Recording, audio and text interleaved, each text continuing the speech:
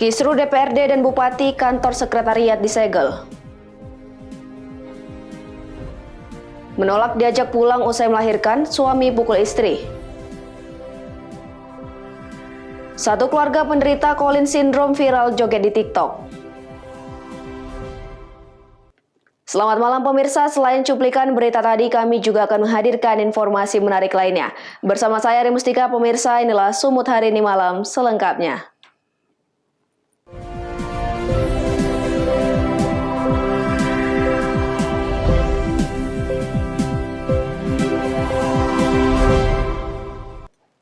Kita ke informasi pertama pemirsa, Wakil Ketua DPRD Humbang Hasundutan, Sumatera Utara, Marul Manik, menyegel 7 ruangan di Sekretariat DPRD 31 Mei 2021 lalu. Penyegelan dilakukan dengan memasangkan papan menyilang dan ditulis dilarang masuk. Penyegelan akibat kisruh yang terjadi antara Bupati dan DPRD.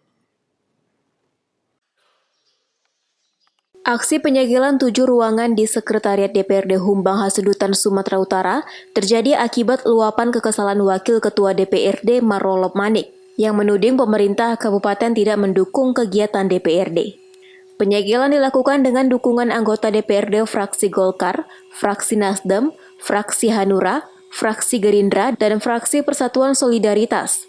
Berdasarkan informasi yang dihimpun, puncak kekesalan anggota DPRD terjadi setelah jajaran DPRD menggelar rapat paripurna yang dipimpin Wakil Ketua DPRD Marul Manik dengan agenda penyampaian nota pengantar 5 ranperda. Rapat dilaksanakan berdasarkan tindak lanjut dari Badan Musyawarah DPRD pada 21 Mei 2021 kemarin. Namun Bupati Kabupaten Humbang Hasundutan Dosmar Banjarnahor dan jajaran organisasi perangkat daerah justru tidak hadir dalam rapat. Anggota DPRD Humbang Hasundutan Guntur Simamora mengatakan, absennya Bupati dan jajaran organisasi perangkat daerah dalam rapat DPRD dianggap sebagai tindakan pelecehan atas kehormatan DPRD. Guntur mengaku rapat paripurna ini merupakan rapat kedua yang digelar DPRD tanpa dihadiri Bupati dan organisasi perangkat daerahnya.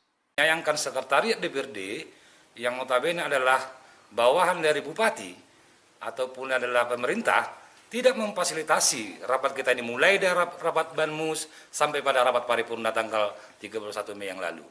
Tentu ini sangat kita sayangkan karena kami sangat menginginkan perda ini disahkan bersama-sama oleh Bupati bersama kita karena ini sangat penting untuk kepentingan masyarakat kita.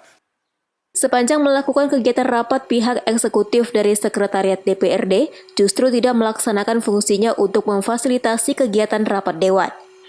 Berbeda dengan keterangan Guntur, Ketua DPRD Humbang Hasundutan Ramses Lumban Gaul justru menampik dengan menyatakan bahwa rapat paripurna yang dipimpin Wakil Ketua DPRD Marul Manik justru ilegal.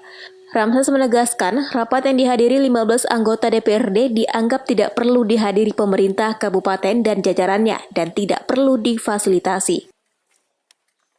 Ada sebagian anggota DPRD, sekitar 15 orang, wakil ketua dan 13 orang anggota melaksanakan rapat. Entah rapat apa kita nggak tahu.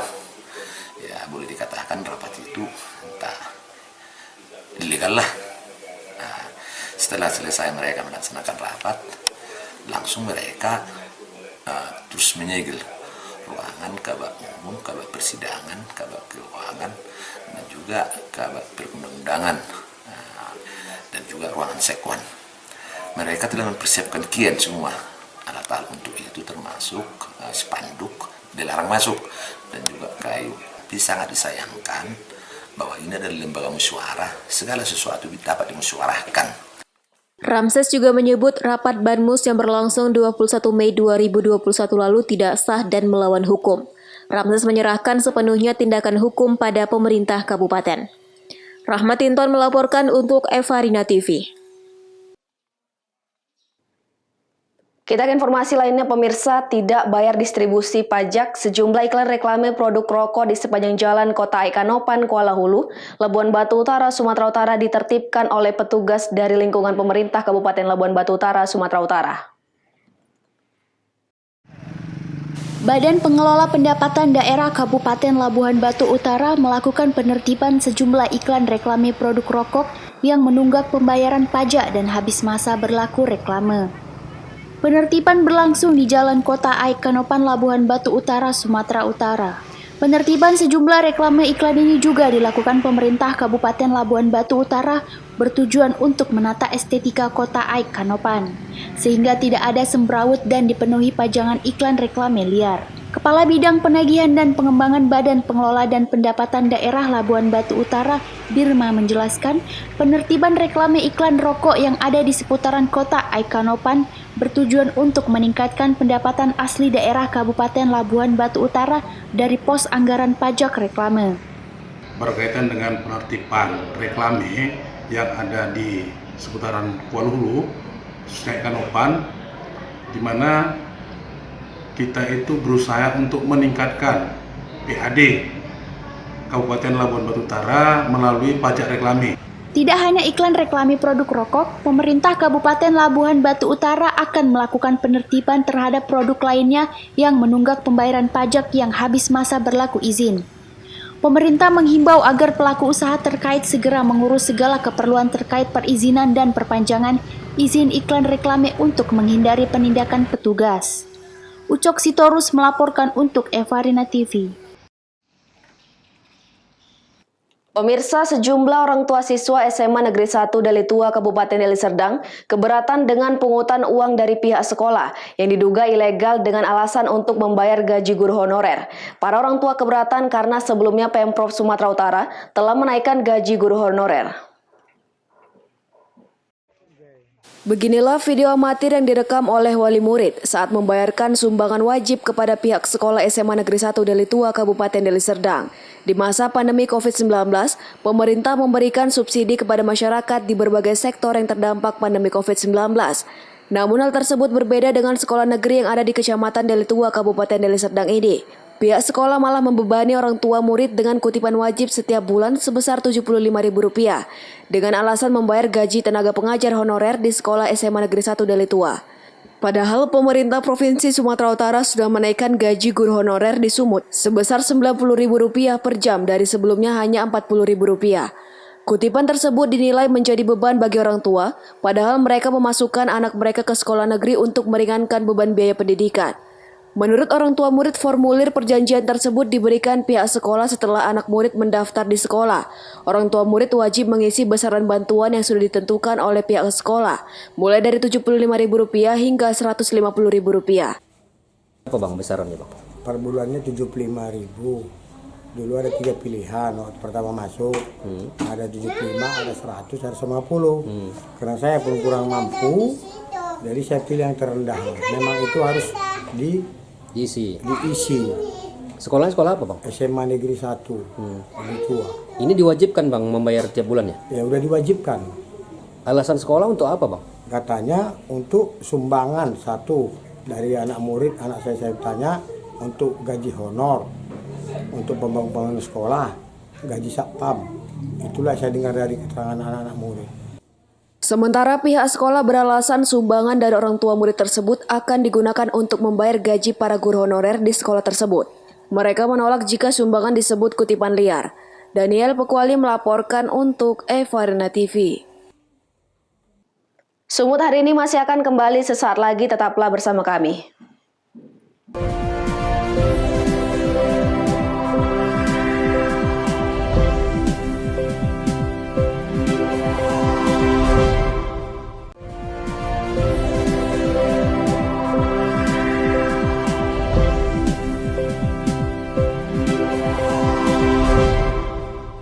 Terima kasih masih bersama kami. Pemirsa, menolak diajak pulang ke rumah usai melahirkan, seorang istri dipukul menggunakan baskom oleh suaminya.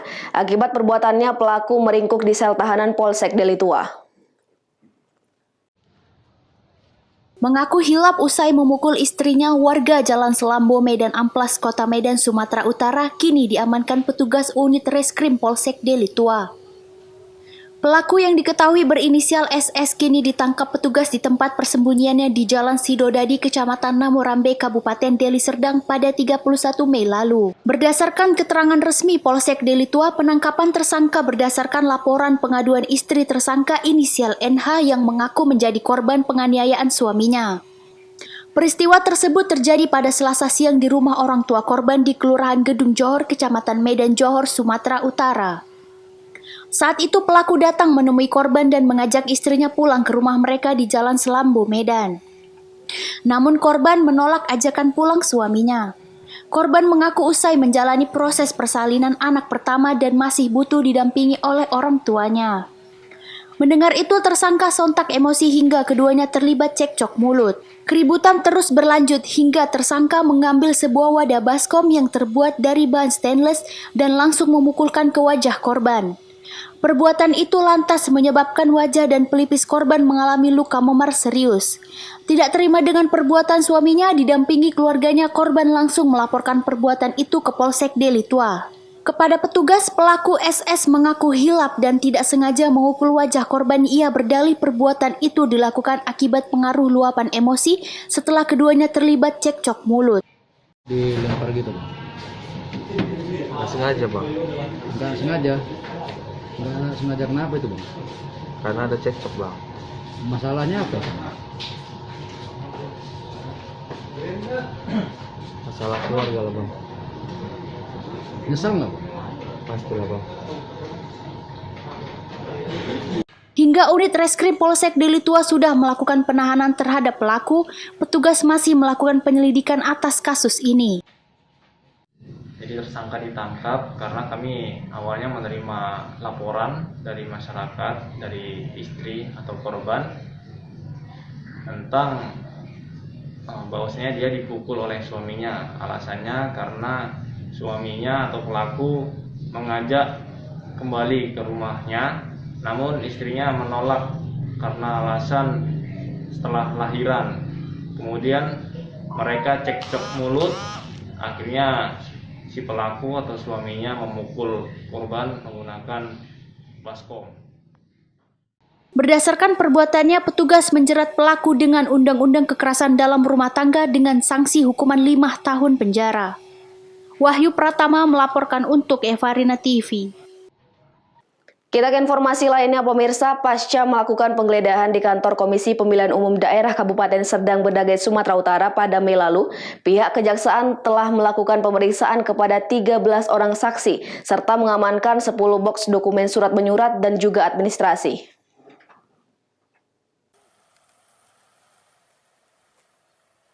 Penggeledahan yang dilakukan oleh Kejaksaan Negeri Serdang Bedagai terkait dugaan tindak pidana korupsi pada penggunaan dana hibah APBD Kabupaten Serdang Bedagai tahun anggaran 2019 dan 2020.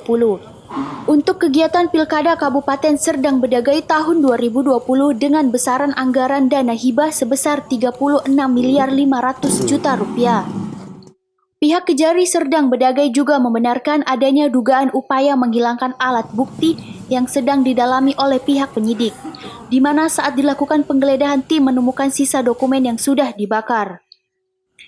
Hal tersebut dipaparkan oleh Kepala Kejaksaan Negeri Serdang Bedagai, Doni Haryono Setiawan, kepada sejumlah wartawan saat menggelar konferensi pers di Aula Adiaksa Kejaksaan Negeri Serdang Bedagai. Saat ini pihaknya sedang mengumpulkan alat bukti berupa dokumen-dokumen yang diperlukan. Di mana sebelumnya tim penyidik sudah meminta dokumen tersebut, namun tidak kunjung diberikan oleh pihak Komisi Pemilihan Umum Kabupaten Serdang Bedagai, sehingga Kejaksaan langsung melakukan penggeledahan selama 1 harian. Inti dari penggeledahan semalam adalah itu terkait dengan usulan dari tim penyidik bahwa kita memerlukan alat bukti berupa dokumen terkait dengan materi perkara yang sedang kita dalami ini penyidikannya, di mana dokumen itu sudah kita minta tapi tidak diberikan, sehingga akhirnya kita melakukan tindakan pro justisia dan melakukan penggeledahan.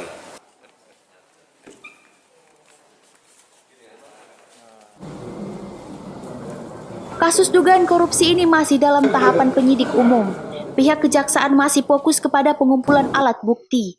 Walau belum ada menetapkan tersangka, saat ini pihak Kejaksaan sudah mengumpulkan sebanyak 10 box dokumen dari kantor KPUD Serdang Bedagai dan telah memeriksa 13 orang termasuk 2 orang komisioner KPU sebagai saksi.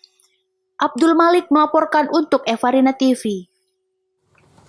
1354 NX 1383. Pemirsa, 3 orang kurir narkoba asal Kabupaten Deli Serdang terciduk tim gugus tugas COVID-19 Tapanuli Utara, Sumatera Utara. Dari mobil tersangka didapati 30 kg ganja kering.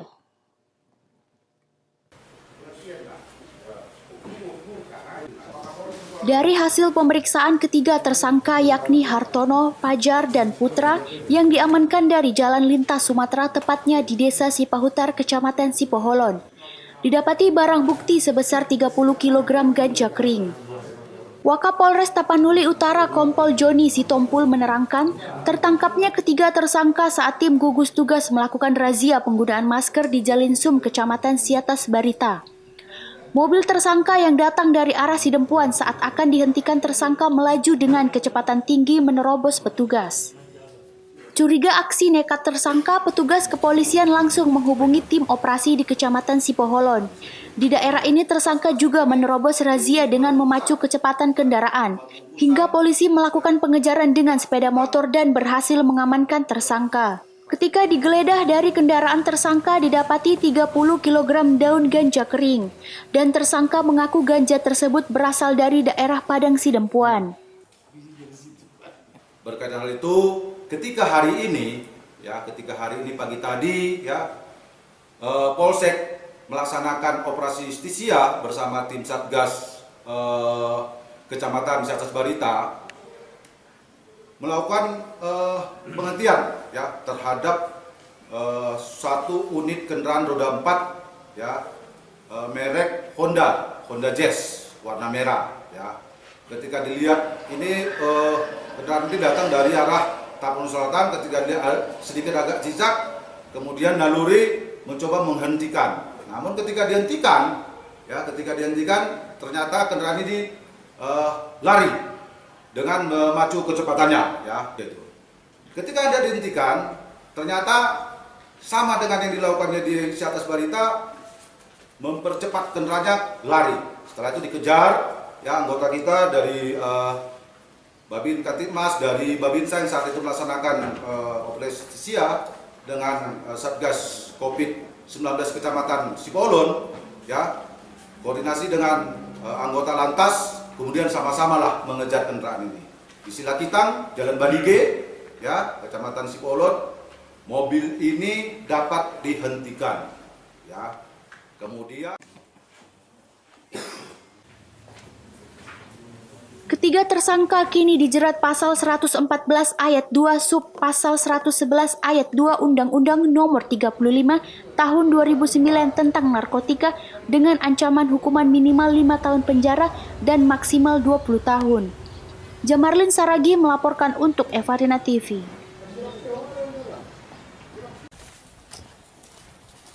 Sumut hari ini akan kembali sesaat lagi, tetaplah bersama kami.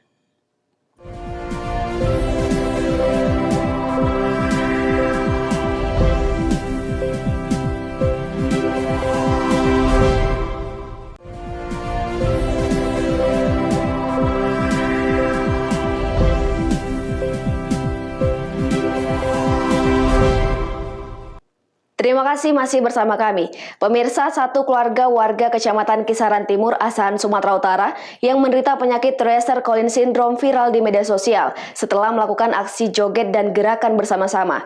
Tampilan tidak biasa membuat puluhan juta netizen antusias untuk menyaksikannya. Aksi seorang pemuda bersama adik dan kakaknya yang menderita penyakit Treacer Collins Syndrome, warga Kelurahan Mutiara, Kecamatan Kisaran Timur, Asahan, Sumatera Utara, mendadak viral di media sosial. Gerakan joget bersama dalam aplikasi TikTok mampu menarik perhatian jutaan warganet. Perkembangan perhatian masyarakat pengguna internet terus meningkat dalam beberapa hari terakhir.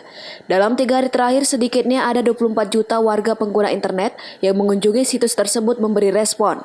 Berdasarkan pengamatan di TikTok, secara fisik tampilan pemuda dan wanita pemeran video sangat terlihat berbeda dari tampilan pemuda yang aktif di aplikasi TikTok pada umumnya. Menurut sumber informasi kesehatan, penyakit yang diderita pemuda tersebut biasa disebut Treacer Collins Syndrome atau mengidap kelainan genetik yang menyebabkan gangguan pertumbuhan tulang dan jaringan pada wajah. Naiknya tingkat respon akun TikTok pemuda yang diketahui bernama Syarif Surya Ali Manurung bersama adik dan kakaknya ini bermula dari rutinitas mereka mengunggah video joget bersama di akun TikTok. Aksi itu dilakukan untuk menghibur diri dan menciptakan keakraban dengan keluarga. Kalau tanggapanku sebetulnya ya senang kaget gitu, macam mimpi lah bang, nggak nyangka lah sampai segitu banyak yang nonton. Padahal malam minggu itu kita cuma iseng-iseng aja iya, gitu kan buat TikTok, karena kan biasa kan kami memang buat TikTok terus gitu kan, cuman nggak nyangka aja kaget gitu. Lah sampai dia nggak bisa tidur. Nggak bisa tidur aku bang, malam minggu itu kan viralnya malam minggu, sampai ke pagi nggak bisa tidur aku. Kena nengok HP tiba-tiba 1 menit pengikutnya udah, followersnya udah hampir 500 1 menit. Nah jadi asik itu wajib dibuka, asik itu sampai nggak tidur sampai pagi. Berarti awalnya iseng-iseng ya bang? Iseng-iseng. Kepala Lingkungan 5 Mutiara Surya Mawardi mengatakan, selama ini Syarif Surya Ali Manurung dikenal cukup bermasyarakat dan mudah bergaul. Pertama, Surya ini dia pekerja keras, bertanggung jawab atas keluarganya dia. Dialah salah satu tulang punggungnya untuk adik-adiknya. Kemudian adik-adiknya pun walaupun ada kekurangan, mereka tidak minder dan mereka semua mandiri. Selain itu, didikan orang tua yang dikenal religius dan taat akan ilmu agama membuat keluarga ini mandiri dan selalu bersyukur dengan keadaannya. Wanda Pratama melaporkan untuk Evarena TV. Sementara itu pemirsa, ratusan mantan buruh perusahaan pabrik pengelolaan industri karet PT Verco Bumi Lestari sita inventaris kantor dan perusahaan untuk bayar pesangon senilai 8 miliar rupiah. Inilah 126 orang mantan karyawan pabrik pengolahan industri karet PT Verco Bumi Lestari di Desa Prapat Janji, Asahan, Sumatera Utara. Penyitaan aset perusahaan sebagai jaminan pembayaran uang pesangon karyawan. Setelah juru sita Pengadilan Negeri Kisaran Asahan membacakan keputusan sita kepada PT Verco Bumi Lestari berdasarkan penetapan Pengadilan Hubungan Industrial yang berkekuatan hukum tetap. Penyitaan aset perusahaan sesuai dengan putusan pengadilan. Pihak perusahaan harus membayar pesangon sebesar 8,5 miliar rupiah kepada 126 orang mantan karyawan yang bekerja di perusahaan tersebut. 125 PDD-SUS PHI 2020 PN Medan. Ada penetapan dari Pengadilan Negeri, mohon maaf Pak, tadi ada penetapan dari Pengadilan Hubungan Industrial pada Pengadilan Negeri Medan yang didelegasikan kepada Pengadilan Negeri Kisaran untuk meletakkan sita eksekusi terhadap aset-aset PT Verco Bumi Lestari. Karena apa? Karena PT Verco Bumi Lestari sampai dengan saat ini tidak ada itikat baik untuk membayar pesangon 126 karyawan yang sudah di PHK mereka secara sepihak. Sudah ada putusan, mereka diperintahkan untuk membayar, diperintahkan dan dihukum untuk membayar 8,5 miliar. Sudah dikasih peringatan, tidak juga, akhirnya kita meletakkan sita. Alhamdulillah. Para karyawan akan membuat permohonan kepada kantor jasa penilaian publik untuk dilakukan penilaian terhadap seluruh aset perusahaan yang akan dilakukan lelang eksekusi oleh pengadilan. Dan hasilnya akan dibayarkan kepada 126 orang mantan karyawan di PT Verco Bumi Lestari. Wanda Pratama melaporkan untuk Evarena TV. Pemirsa, demikianlah rangkaian informasi dalam Sumut hari ini malam. Saya Rimustika mewakili kerabat kerja yang bertugas, pamit undur diri. Terima kasih atas kebersamaan Anda dan sampai jumpa.